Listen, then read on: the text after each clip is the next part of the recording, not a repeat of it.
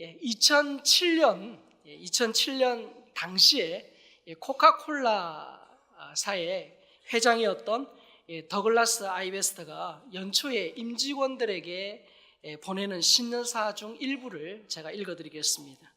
1년의 소중함을 알고 싶으면 입학시험에 떨어진 학생들에게 물어보십시오. 1년이 얼마나 짧은지 알게 될 것입니다.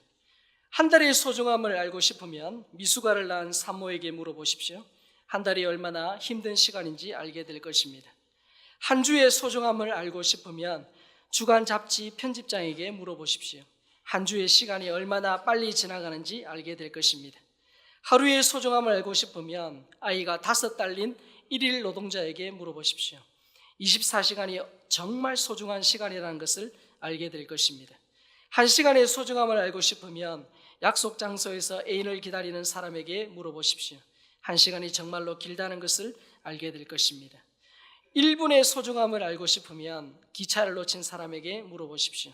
1분이 얼마나 소중한지 알게 될 것입니다. 1초의 소중함을 알고 싶으면 간신히 교통사고를 모면한 사람에게 물어보십시오. 그 순간이 운명을 가를 수 있는 시간이라는 것을 알게 될 것입니다. 1000분의 1초의 소중함을 알고 싶으면 올림픽 100m 육상 경기에서 아쉽게 은메달을 딴 사람에게 물어보십시오. 1000분의 1초에도 인생이 바뀔 수 있다는 것을 알게 될 것입니다. 시간의 소중함을 일깨워주는 글입니다. 오늘이 2018년 12월 19일입니다. 올해도 이제 10여일밖에 남지 않았습니다. 이런 말이 있죠. 내가 헛되이 보낸 오늘은 어제 죽은 이가 그토록 갈망하던 내일이었다. 시간은 만나는 사람이 잡을 수 있도록 이 앞이마에는 머리카락이 있지만 지나간 이후에는 결국 잡을 수 없도록 뒷머리에는 머리카락이 없다. 그런 말 아마 들어보셨을 것입니다. 여러분, 교회 밖의 사람, 하나님을 모르는 사람들도 정말 1분 1초를 아껴서 그렇게 살아갑니다. 하물며 하나님을 모르는 사람들도 그렇게 살아간다 하면 우리 그리스도인들은 어떻게 살아가야 할까? 우리 2018년도를 거의 마무리하는 시점에서 한번 자신을 돌아보고 새로운 한 해를 우리가 어떻게 준비해야 될까 한번 생각해 보는 기회가 되었으면 좋겠습니다. 여러분, 모든 것의 시작이 있죠. 모든 것의 시작이 있습니다. 그렇다면 시간이 시작된 시점도 있을 거예요. 시간의 시작은 우리가 잘 알다시피 창세기 1장 1절에 이렇게 기록되어 있습니다. 태초에 하나님이 천지를 창조하시니라. 여기에 태초는 우주 시간의 시작을 의미합니다. 하나님이 시간을 만드셨다는 것은 하나님께서 시간의 주인이시다라는 것을 의미하죠. 시간의 주인이 하나님이다라는 말에는 크게 2가지의 의미가 있다고 할 수 있습니다. 첫 번째는 하나님이 시간의 소유자라는 거예요. 하나님이 시간의 소유자. 이 무슨 말이냐면 진짜 우리가 하루 24시간 1년 365일 이 시간을 잘 관리하려면 이 시간을 만드신 창조주 하나님과 우리가 접속될 때에야 비로소 정말 이 시간을 잘 관리할 수 있다는 의미죠. 하나님을 알 때, 하나님이 왜 나를 이 땅에 보내시고 또 내가 지금 무엇을 해야 하며 앞으로 어떻게 살아야 할지에 대한 그것을 하나님을 우리가 진정으로 알 때에 내가 무엇을 위해 살아야 될지, 어떻게 내 시간을 써야 될지, 내 인생의 로드맵을 하나님을 만나야 제대로 계획할 수 있다는 거예요. 뿐만 아니라 시간의 주인이 하나님이라는 것은 하나님이 시간의 주관자라는 뜻입니다. 하나님은 시간의 소유자일 뿐만 아니라 하나님은 시간을 주관하시는 분이세요. 하나님은 역사의 이 수레바퀴를 끌려서 가는 그런 무기력한 존재가 아닙니다. 그렇다고 하나님이 뒷짐지시고 역사는 그냥 역사대로 가도록 하나님이 그렇게 수수방관하시는 그런 무책임한 분도 아니시라는 거예요. 하나님은 팔을 걷어붙이고, 우리 인간의 표현을 하자면 팔을 걷어붙이고 능동적으로 역사를 이끌어 가시는 그런 히스토리 메이커이십니다.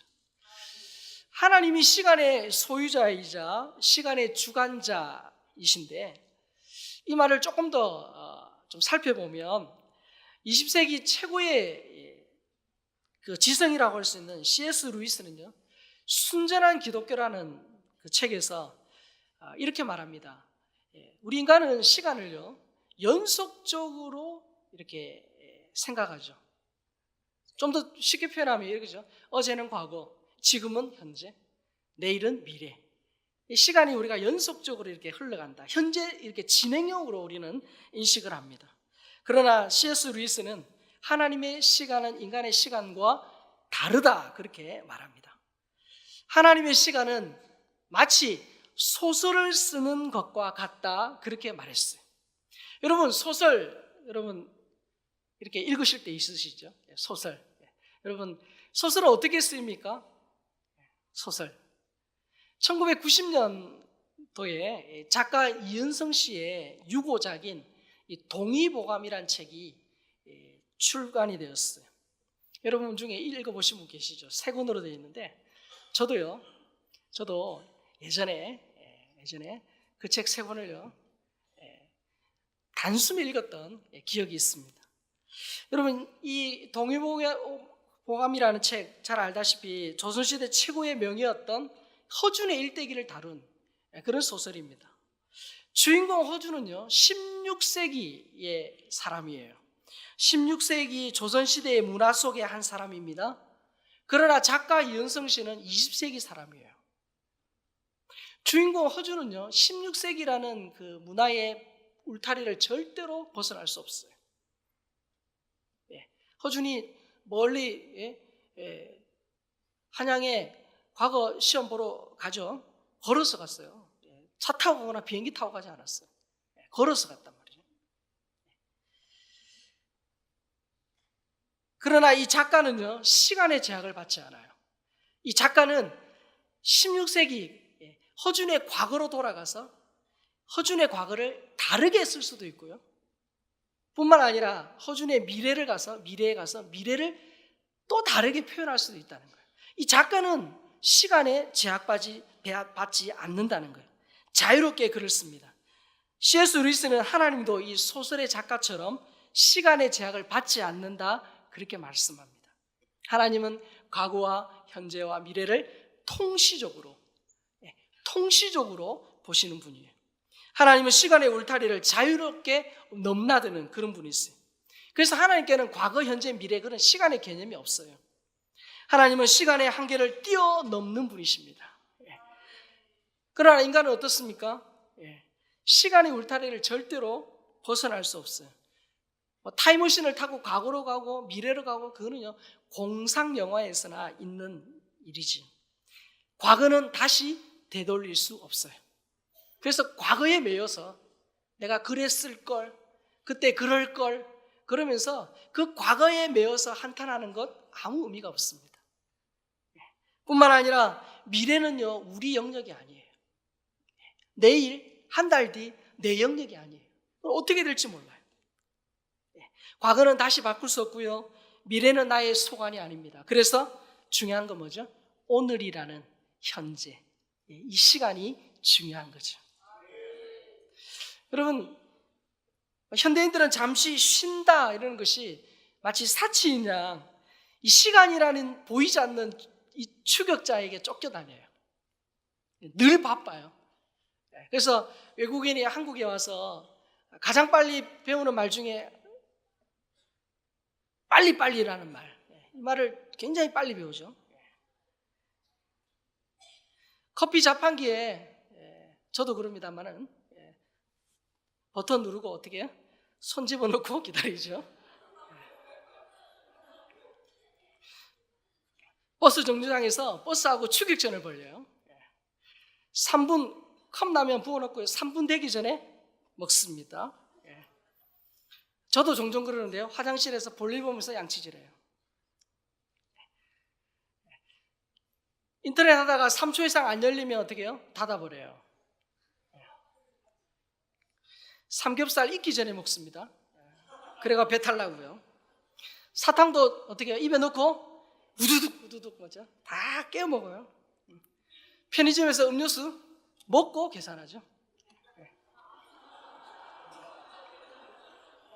네. 상대방이 통화 중이면요, 좀 이따 해도 되는데 계속 어떻게 해요? 재발신 눌려요.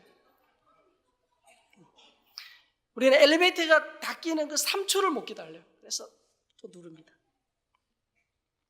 그래서 현대인들은 마치 마감 시간에 쫓겨서 살아가는 그런 신문 기자처럼 시간에 쫓겨서 살아가요. 그래서 진짜 우리에게 중요한 것이 어떻게 하면 이 시간을 잘 쓸 수 있을까에 대한 지혜가 아닌가 생각합니다. 오늘 저는 이 본문을 통해서 예수님이 어떻게 시간을 쓰셨나 하는 것을 잠깐 살펴보려고 합니다. 여러분, 시테크란 말 들어보셨죠? 재테크, 시테크 비슷한. 시테크라는 것은 이 재테크의 다른 형태인데, 시간을 돈으로 인식하고 시간을 효율적으로 사용하기 위해서 구체적인 계획을 세우고 그 시간을 잘 관리하는 것, 그것을 의미합니다. 시간 경영, 그렇게 표현할 수 있겠죠. 여러분, 예수님은요, 1분을 1시간처럼, 하루를 한 달처럼 쓰신 분이에요. 그래서 예수님이 어떻게 사셨는가 하는 것을 보면 진짜 우리도 어떻게 살아야 할까 하는 지혜를 얻을 수 있습니다. 여러분, 예수님 누구보다 바쁘셨어요. 누구보다 바쁘셨어요. 식사할 겨를도 없을 정도로 바쁘셨다, 그렇게 말합니다. 그래서 제가 종종 저 자신에게도 하는 얘기인데, 여러분, 게으르면 마귀도 안 써요. 정말 예수님은요, 하루 24시간이 모자랄 정도로 정말 눈코 뜰 새 없이 바쁘셨어요. 그 예수님 얼마나 바쁘셨는가, 사실 제가 1장 전체를 읽어야 되는데 시간 관계상 오늘 35절부터 39절만 읽었지만, 예수님께서 24시간을 어떻게 보내셨는가, 1장에 보면 안식일부터 그 다음 날까지의 일과를 마가복음 1장에서 추적해 볼 수 있는데요, 1장 21절에서 28절에 보면 예수님은 안식일 오전에 회당에서 가르치셨어요. 그때 더러운 귀신 들린 자가 있어서 그 귀신을 내어 쫓으셨습니다. 그리고 29절에서 31절에 보면 안식일 오후에 시몬 베드로의 집에 가서 열방에 누운 그 베드로의 장모를 고쳐주세요. 그리고 32절에서 34절에는 안식일 저녁에 모든 병자와 귀신 들린 자들이 예수님께 몰려옵니다. 저녁 늦게까지 예수님은 병을 고치시고 귀신을 내어 쫓으셨어요. 그리고 35절에 보면 안식 후 다음 날이죠. 그렇게 바쁘게 하루를 보낸 예수님께서 다음 날 오늘 35절에 새벽 아직도 밝기 전에 예수께서 일어나 나가 한적한 곳에 가셔서 기도하셨다, 그렇게 말합니다. 여러분, 예수님이 이 마가복음 1장에 이날만 이루셨을까요? 다른 날은 노시고? 예수님은 공생의 3년을 동안 이런 삶을 사셨어요. 때로는 중요한 사역을 앞두시고는 밤새 철학기도 하셨어요. 특별 기도를 하셨습니다. 예수님은 초인적인 일정을 소화하시면서도 시간에 쫓겨 다니지 않으셨어요. 피동적으로 막 벌써 시간이 이렇게 됐네 이러면서 막 쫓겨서 막 허둥지둥 사신 게 아니고, 시간을 어떻게 해요? 능동적으로 관리하며 사셨어요. 그렇지 않다면 이렇게 많은 일들을 해내실 수가 없어요. 그런 삶을 사셨기 때문에 요한복음 17장 4절에 보면 예수님께서 이런 말씀을 하시죠. 함께 읽어보겠습니다. 아버지께서 내게 하라고 주신 일을 내가 이루어 아버지를 이 세상에서 영화롭게 하였사오니. 예수님이 기도하신 내용이거든요. 아버지께서 내게 하라고 주신 일을 내가 이루어 아버지를 이 세상에서 영화롭게 했다, 그렇게 말합니다. 우리는 여기서 예수님이 어떻게 시간을 잘 사용했는가 하는 것을 알 수 있어요. 여러분, 우리도요, 이 예수님의 이 삶에서 지혜를 얻는다면 중요하지 않지만 급한 일, 그 급한 일의 횡포로부터 자신을 지킬 수 있습니다. 그 예수님의 어떻게 시간을 사용했는가? 몇 가지 원칙이 있어요, 예수님은. 그 첫 번째 원칙이 뭐냐면 사명에 따라 시간을 쓰셨다는 거예요. 따라 볼까요? 사명에 따라. 예수님은 분명한 사명이 있으셨어요. 예수님은 사명과 관련이 없는 일을 하지 않으셨고요, 사명과 관련이 없는 곳에 가지 않으셨어요. 예수님의 시간표는요, 우리의 죄를 위해서 십자가를 지시는 그 십자가 사건, 그리고 우리를 의롭다 하시기 위해 부활하셔야 되는 부활하신 그 사명, 그 사명에 초점이 맞추어져 있습니다.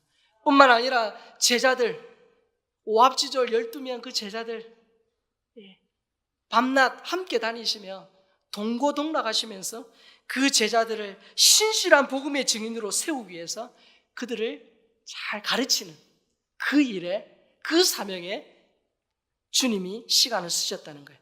뿐만 아니라 목자 잃은 양처럼 불쌍하고 소망이 없는 백성들에게 말씀을 통해서 현세와 내세의 희망을 선포하는 그 사명, 그 사명을 위해 시간을 쓰셨습니다. 그래서 예수님은 이 사명이라는 인생 매뉴얼이 분명히 있었어요. 거기에 따라서 시간을 쓰셨어요. 그래서 예수님은 사명에 의한 그런 시간표를 쓰셨다, 그렇게 드릴 수 있어요. 이것이 있으므로 급한 일의 행포로부터 자유로우셨어요. 예수님께서는 이 사명이라는 인생 납심반을 가지고 분명하게 가야 할 길을 걸어가셨고, 또 사명과 동떨어진 일, 그 일들을 어떻게 해요? 철저하게 가지치게 하면서 살아가셨어요. 사명에 의해서. 그리고 예수님이 또 시간을 쓰신 또 하나의 원칙이 있는데 그것이 우선순위입니다. 따라해 볼까요? 우선순위. 이 우선순위는요, 사명에 따른 우선순위예요.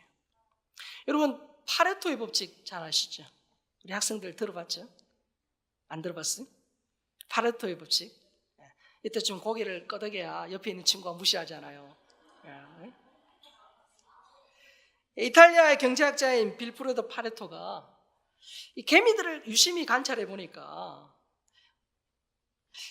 그 개미 중에 20%는 열심히 일하는데 80%는 놀더래요. 그래서 유심히 살펴보다가 거기에 착안해서 발견한 법칙인데요. 그래서 우리 이 사회도 20대 80의 이 법칙이 많이 적용이 돼요. 예를 들면 이런 거죠. 백화점 고객의 상위 20%가 전체 매출의 80%를 차지합니다. 또한 20%의 운전자가요, 전체 이 교통법규 위반의 80%를 차지한다. 뭐 정확한 건 아니지만 통상적으로 그렇다는 거예요. 또한 전체 상품의 20% 효자 상품이 전체 매출의 80%를 차지하고, 인구 20%의 인구가 국가 전체 부의 80%를 가지고 있다는, 뭐 이런 것들이 파레토의 법칙인데요. 시간 또한 이 법칙이 적용이 돼요. 여러분, 사명에 기초한 우선순위를 세우지 않으면 정말 중요한 20%, 정말 해야 될 20%, 거기가 아닌 급하지도 않는 일에 우리 에너지의 80%를 쓰게 된다는 거예요. 그래서 여러분, 정말 중요한 20%의 우리의 열정과 재능과 시간을 쓸 때에 그 짧은 시간을 2배, 3배, 아니 10배의 효과를 낼 수 있다는 거예요. 여러분, 오늘 저희가 함께 읽었던 본문에 보면 예수님의 소문을 듣고요, 수많은 사람들이 몰려왔습니다. 마치 베트남의 지금 박항서 감독처럼 예수님이 갑자기 지금 인터넷 검색 순위 1위에 올라갈 정도로 완전히 지금 예수님을 사람들이 지금 찾고 있는 거예요. 보세요. 흥분한 제자들이요, 37절에 보면 모든 사람이 주님을 찾습니다, 지금 그렇게 막 지금 막 흥분해서 지금 얘기하고 있어요. 여러분, 저 같으면요, 모든 사람이 저를 찾아오면 우아하게 손 한번 이렇게 다 흔들어 줄 것 같습니다. 근데 예수님은요, 1장 오늘 38절에 보니까 이렇게 말씀하시죠. 1장 38절 같이 읽어보겠습니다. 시작. 이르시되 우리가 다른 가까운 마을도 가자. 거기서도 전도하리니 내가 이를 위하여 왔노라 하시고. 그렇게 사람들이 찾아오면 여러분, 사람들 가서 손도 좀 흔들어주고, 제자들 통해서 사인도, 예수님 사인도 좀 해주시고, 후원 카드도 좀 보내시고, 뭐 이러실 수도 있을 것 같은데, 예수님은 어떻게 말씀하시죠?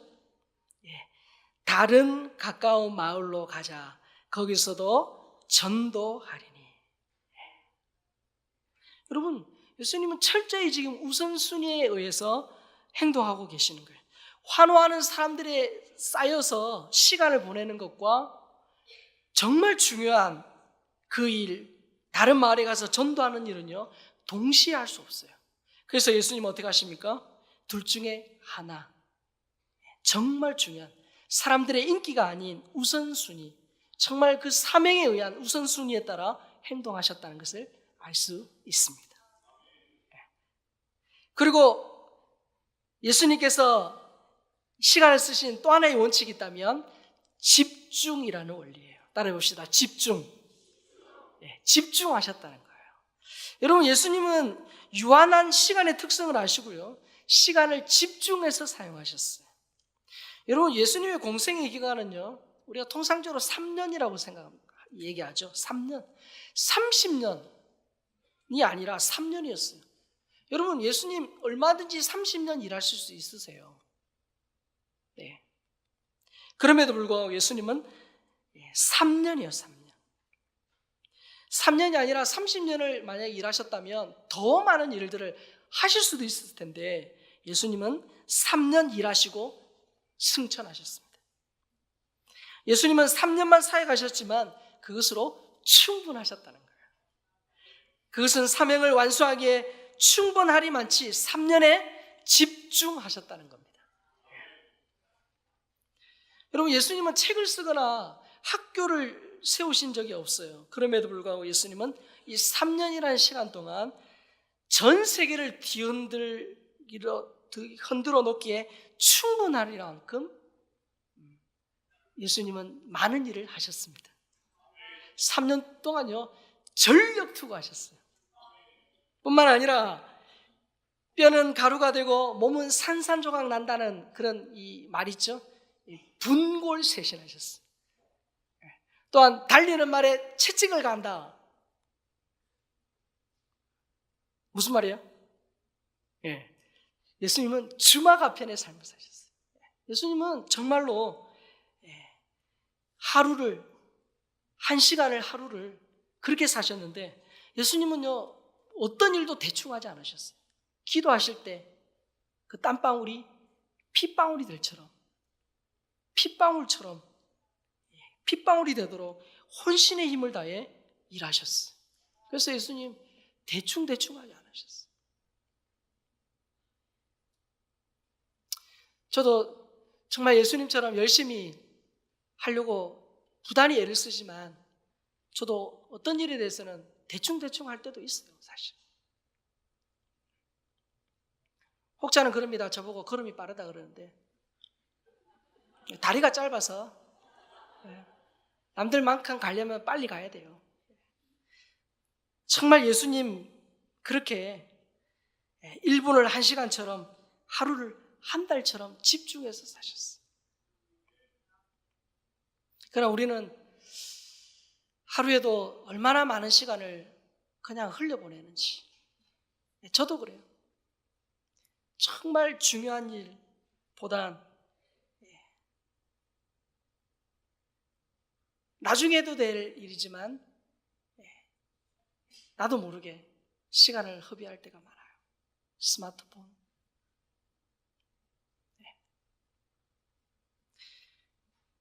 시간 관리의 핵심은요, 집중이에요. 집중. 여러분, 우리가요, 좋은 일이라고 다 할 수 없어요. 또 좋은 일이라고 다 덤빌 수 없어요. 그러면 안 돼요. 좋은 일이라고 모든 걸 다 할 수 있냐? 그렇지 않습니다. 근데요, 깊이 묵상하면서 진짜 내가 해야 할 일, 자신과 주위를 살펴서 정말 중요한 일, 말씀과 기도로 집중할 것과 진짜 해도 안 해야 될 것들은 버릴 수 있는 지혜, 과감함, 용기, 그것이 우리에게 필요하다는 것입니다. 여러분, 성공한 사람들은요, 시간을 집중해서 사용했다는 공통점이 있습니다. 조지 필드가 이런 말을 했어요. 나는 썩어서 없어지기보다는 닳아서 사라지기를. 우리는 모든 것을 다 할 수 없습니다. 그래서 예수님처럼 하나님의 뜻을 분별하여 내게 맡겨주신 일에 집중해야 하는 것입니다. 에베소서 5장 15절 16절을 보면 이런 말씀이 있죠. 우리 같이 한번 읽겠습니다. 시작. 그런즉 너희가 어떻게 행할지를 자세히 주의하여 지혜 없는 자같이 하지 말고 오직 지혜 있는 자같이 하여 세월을 아끼라. 때가 악하니라. 거기 보면 세월을 아끼라 되어 있죠. 아끼라는 말은요, 돈을 주고 살아하는 의미입니다. 바울은 지금 돈을 주고 시간을 사는 것처럼 그런 자세로 기회를 내게 주신 하루를 살라, 그렇게 권면합니다. 여러분, 우리가 예수님을 믿는 자로 예수님을 따라 살아야 합니다. 예수님처럼 살아야 돼요. 그런데 예수님처럼 사는 거, 예수님을 닮아간다는 것은요, 아주 어렵고 대단한 일에서부터 시작하는 것 아닙니다. 눈만 뜨면 공짜로 주어지는 이 24시간이라는 시간, 이 시간을 사용하는 데서부터 시작된다고 생각합니다. 왜냐하면요, 시간은요, 다른 재능과 달라서 누구에게나 예외 없이 공평하게 주어졌어요. 우리 가운데 재능이 다 같지는 않습니다.